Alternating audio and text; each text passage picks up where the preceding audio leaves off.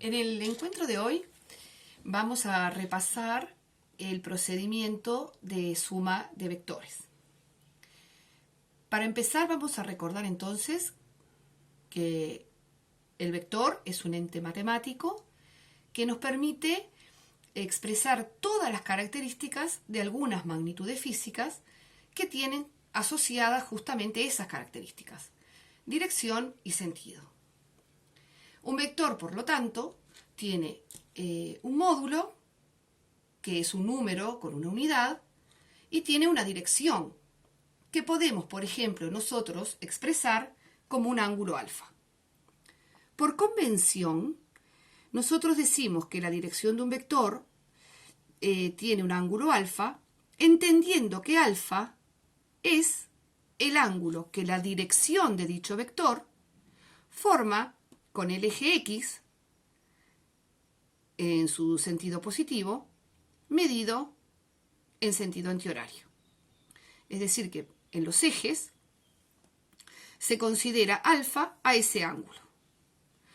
De manera que nosotros, cuando queremos ubicar un vector en el plano, si hablamos de un ángulo alfa que está entre 0 y 90 grados, estaremos hablando de un vector que pertenece al primer cuadrante. Si el ángulo alfa es algo entre 90 y 180, ustedes medirán ese ángulo y ubicarán el vector en el segundo cuadrante. Si justamente el ángulo alfa es 90, estaremos hablando de un vector cuya dirección es el eje Y y su sentido hacia arriba, es decir, el sentido positivo de Y. Con esta nomenclatura, entonces, nosotros expresamos todas las características de un vector. Otra forma de trabajar esto es pensando en las componentes cartesianas de dicho vector. Esas componentes serían estos dos vectores que surgen de la proyección ortogonal de ese vector sobre los ejes cartesianos.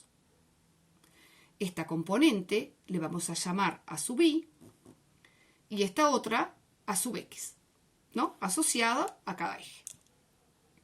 ¿Cuál es el valor de esas componentes?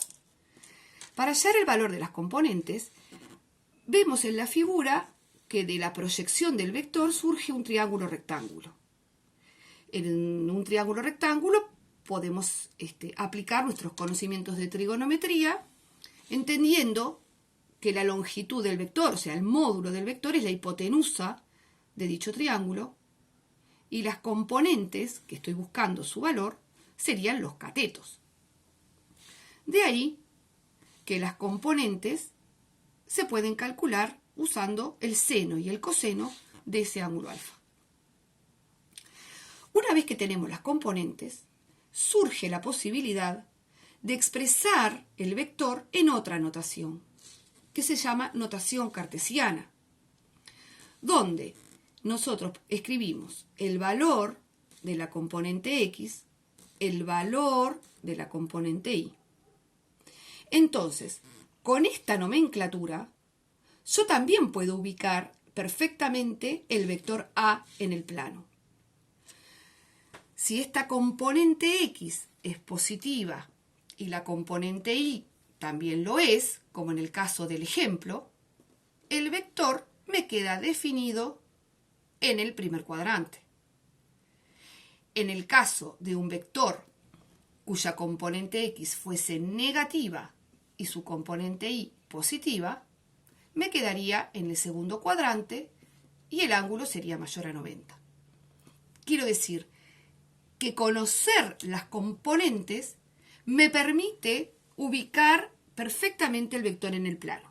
Son dos nomenclaturas complementarias, equivalentes en realidad.